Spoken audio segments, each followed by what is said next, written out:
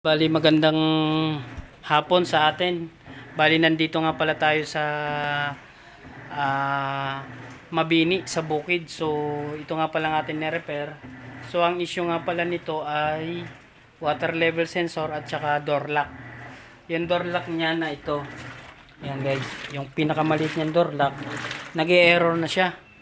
So kahit siya ay napalitan na natin ng ng water level sensor, ay natigil na nga yung kanyang tubig, kaso nag-error naman siya. So ang ginawa ko, nilagyan ko siya ng tawag nito ng magnet lang yon. So yun na, okay na. Ito si unit, atin na lang tinetesting kung working na talaga siya, na hindi na siya mag-error. So ang ating na-repair na yan ay LG Turbo Drum. So guys, sa mga magpapa-repair, home service po tayo around Lipa. So kahit Batangas, Cuenca, nagre-repair din po tayo. So yan guys, salamat po sa mga nagpapa-repair sa atin at nagtitiwala. Thank you guys.